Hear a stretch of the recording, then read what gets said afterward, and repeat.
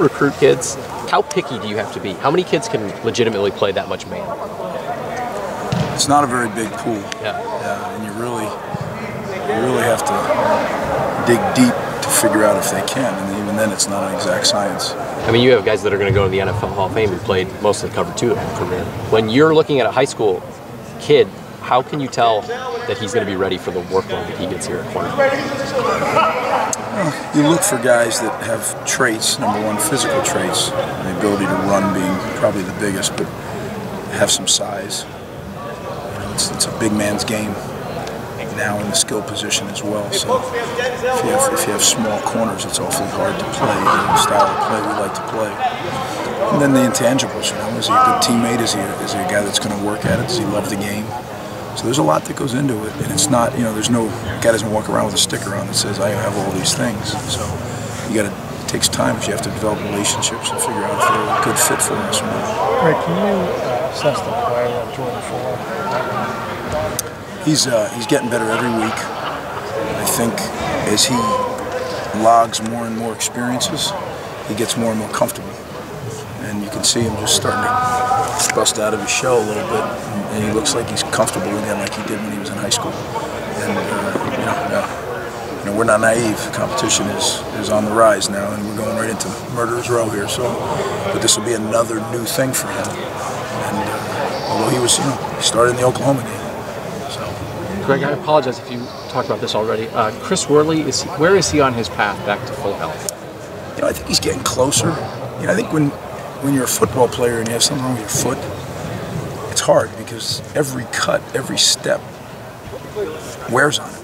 So we've really tried to be careful with his workload, because if you've ever dealt with that, if it goes the wrong way, it can really go bad fast.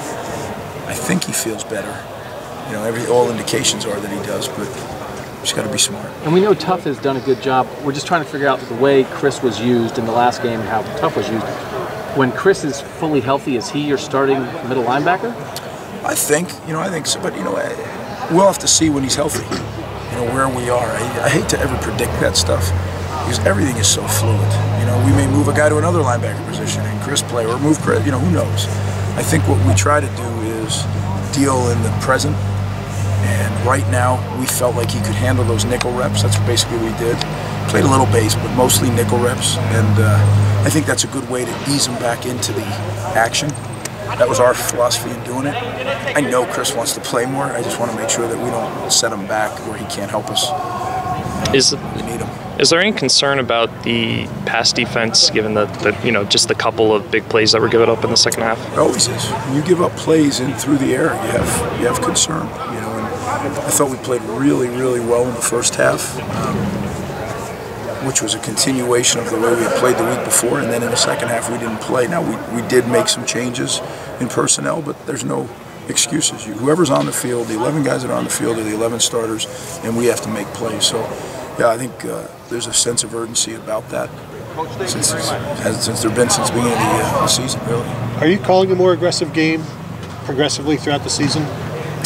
I don't know. I think every week's different, you know, based on what you know about them, how matchups are, if there's any strong tendencies, you know, so I think it's week to week. How much of an advantage is it to have an extra week to prepare for Penn State? Well, I think our bye comes at a good time. You know, there's always that party that says we're kind of on a roll here, but I also think it's a long season. You know, training camp started a week early this year, so we've been at it for a while. So, you know, I think they had some time off after the game, and they'll have some more time off this weekend. You know, as much mentally as anything to recharge them for that stretch run. Last year, you had to go to Wisconsin at night, to Penn State at night. This year, they're at home, but it's at night, and then they have to go here. How much of an advantage is it for the home team and disadvantage for the visiting team?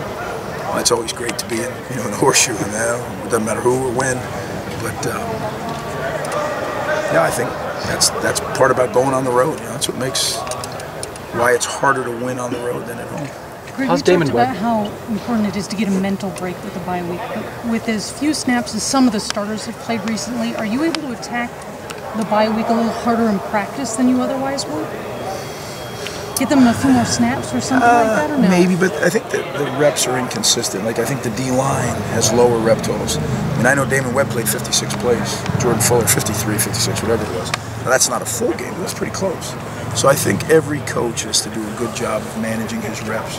We set a template or a practice schedule that there's this many plays, and then it's our job to manage our position and make sure that, you know, the neat thing about the defensive staff is every one of them is experienced coaches. So they understand when to put the pressure on, when to pull it off. And I think so far it's been a really good week. We have one more day of work, and if we can close it out the way we did the first 2 days, it'll be a productive week. How has Damon Webb played this year? I think he's played well. Yeah, I mean, he's in charge of a lot out there. You know, he's got a new guy with him in Jordan, and I think they're really starting to get a chemistry together. But, you know, when you turn it over every year, it's, you know, there's something to having, especially at safety, when you have your safeties, just when they play for a while together, they almost don't have to talk. They know what each other are thinking because they watch film together all the time. They're in meetings together. They practice together. So I'm hopeful that's where we're headed right now with those two guys. Coach, is there a Jordan forward? Say that again. how much has he helped Jordan get situated and settled? Oh, I think he's helped our whole room. I really do. I think Damon has, you know, he's the elder statesman, the guy came into this season with experience, and he's a very smart football player. So he helps me. You know, forget stuff. He's like, hey, coach, remember we said this? You're right. So he's really a sharp guy. With Jordan getting more comfortable, do you give him more?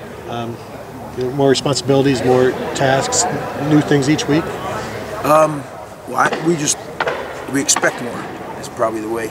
This past week with Arnett's suspension, he played nickel, so he had a different job on sub downs, and he really did a good job. I mean, I was pleased with the way he did that. So, you know, there's an old saying, the more you can do. He's starting to get to be that guy. So. Was Damon the same way last year, or did he need to kind of fill the void with Malik and the corners heading in the NFL? Jordan. You know, Damon was. You know, Damon wasn't a starter either coming into the year, so he was kind of getting his feet under him, as well as he was the guy making all the checks back there. So that was a big responsibility on him. I think it's easier for him this year with the experience he has. Coach, how much of a different approach are you going to take to Penn State, given what their offense has been able to do up to this point this year, compared to some of the teams that you've been playing who haven't had as good of an offense? Well, every week we game plan, right? So we have it's like going to a buffet. You know, there's all the food there. You're not going to eat everything. That's the same way our defense is. We're not going to. Certain weeks we have certain calls that we can say they're up. I mean, they're live. And that's what training camp's for. You get all the stuff ready, and that's the whole menu. And then you select what fits best against the team you're playing. And the challenge when you have 2 weeks is you have to make sure you don't put too much on that menu, that game plan, because you have a little extra time and you really watch them and study them extra. And you got to make sure, because it still comes down to what do the players feel comfortable doing. What's the staple on the plate? Huh? What are the staples for the plates? What do you have to have? Well, you gotta have quarters. You gotta have man free. You gotta have some blitz stuff. Those are always going to be there. And it's just kind of one last question. It's really the percentages that each gets in a given game plan. You try to predetermine that, but the games twist and turn. Yeah.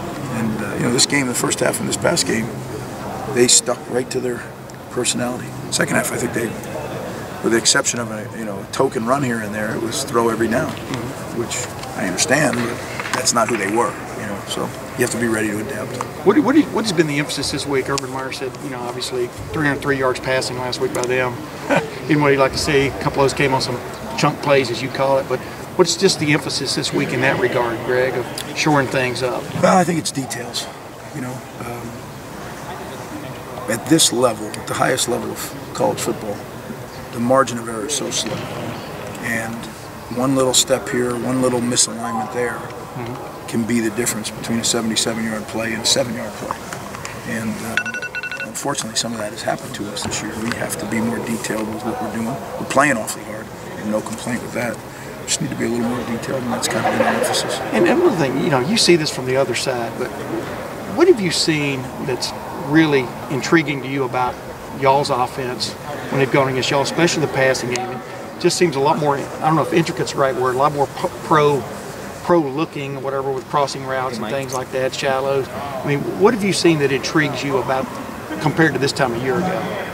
The changes. The guts of our offense is the same. It's always going to be the same. It's the Ohio State offense. There's been some things that enhance the offense, and when you enhance it with some different concepts, if they're great concepts like they are, they not only show in that concept, but they make your other stuff better. So there's a bleed over, you know, and yeah, I'm very impressed. I mean, I don't get to watch them ever, unless we're going against them. Also, but you do my see, back's to the field, and since we had a little time this Sunday, actually, they have those big plays of the game. I actually watched our own TV game, and it was fun to watch. And I didn't realize J.K. ripped that one off the sideline. You know, I hear the crowd cheer, and I hear on the headset, "We're up." Yeah. That's He's what a pretty I know. good player. Yeah. Thanks, guys.